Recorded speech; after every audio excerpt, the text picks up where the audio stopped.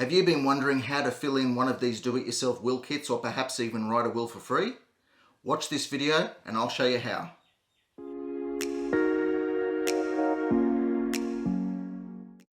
There are many different types of do-it-yourself will kit available on the market at the moment.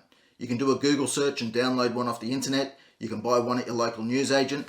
Here's one that I got the other day just from my local post office. It costs less than $30. I'll show you how to fill this in.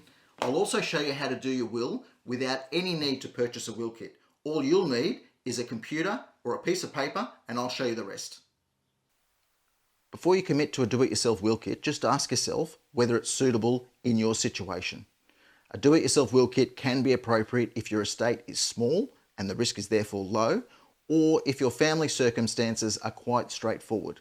If your estate is sizable, or if you have particular personal circumstances that might give rise to a will dispute or some sort of problem down the track, then you should seriously think about going to a lawyer to get this drafted professionally.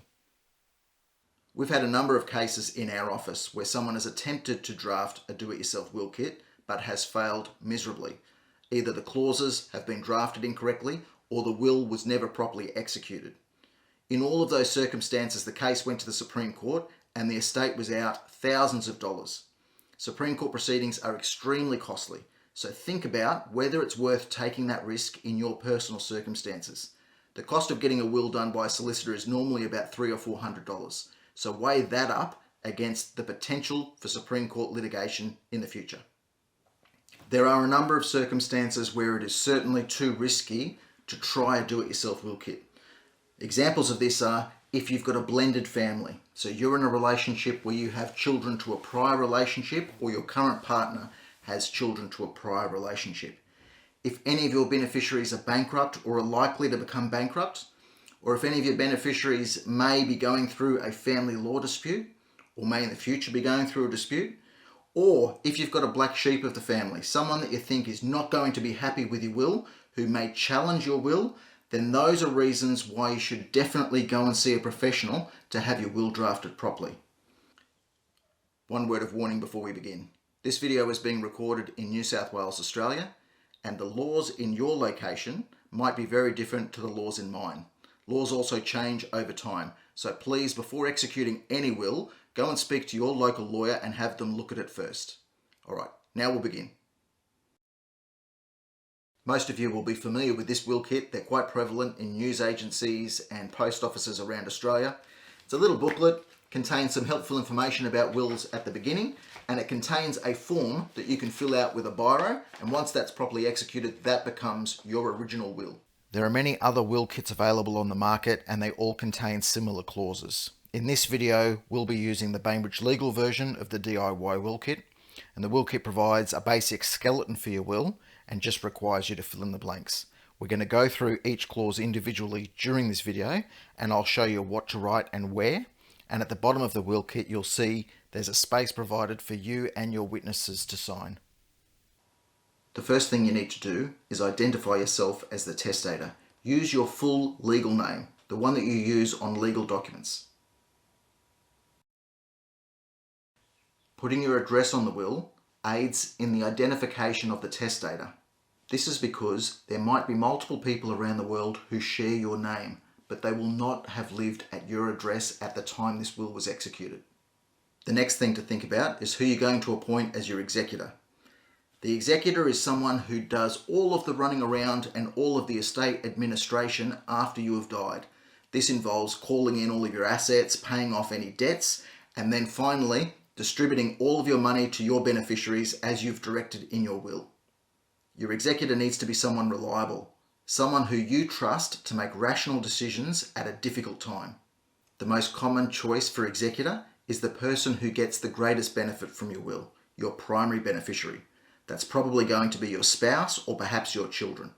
The next thing you need to do is identify the executor. Write their full legal name and their current address. Again, this assists in identifying the executor, and it also assists in finding them if they can't be located.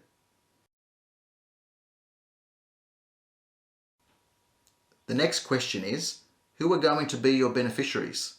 The most common examples are spouses and children, but it could be anyone. Parents, brothers, sisters, friends, perhaps even your favourite charity. The choice is completely up to you.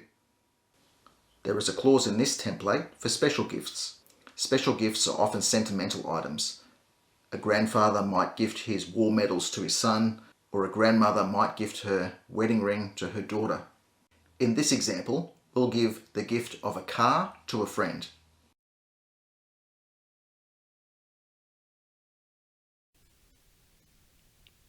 It is best to also include the beneficiary's address, but this is not a legal requirement.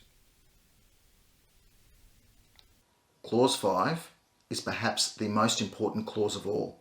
It deals with the residue of your estate, which is anything that hasn't been previously gifted, for example, as a specific gift in Clause 4. Here, the testator will be giving everything to his wife, Jane. You need to sign where it says signature of testator, but your signature needs to be done in the presence of 2 witnesses.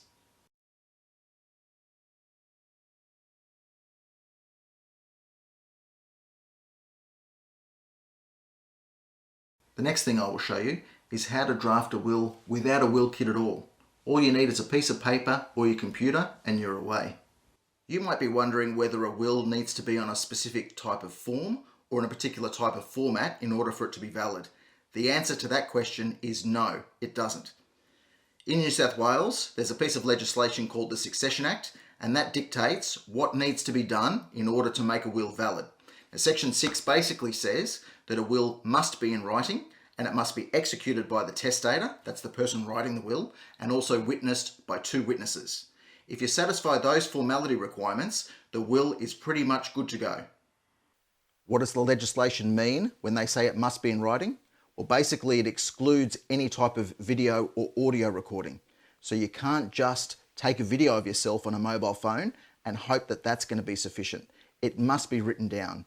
It can be handwritten, it can be typed, it can be on the back of a napkin, it can be on a neat white piece of paper. It doesn't matter. As long as it's in writing and it's properly executed, it will be valid. In this example, I'll be using Microsoft Word to type it out. The first thing we'll do is write our name. For this example, I'm going to use a made-up name of John Smith. The first thing we write is, this will is made by me, John Smith, of number 1 Happy Street, Pleasantville.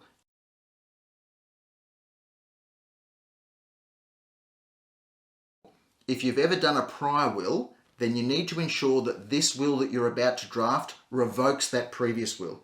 There are no magic words as long as it can be understood. Simply write, I revoke all previous wills or testamentary acts.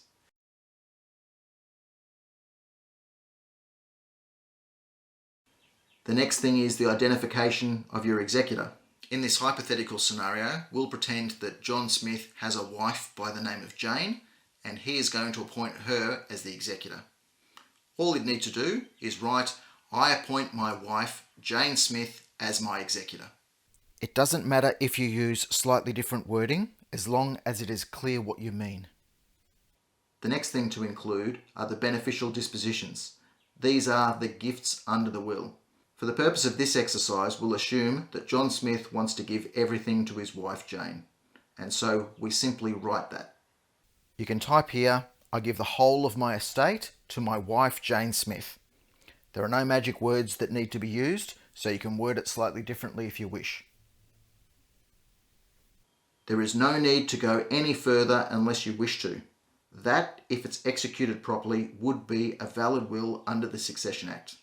Remember, in order to execute it, it needs to be signed by the testator and it needs to be witnessed by 2 witnesses. If you'd like a downloadable version of a do-it-yourself will template, you can find it on our website.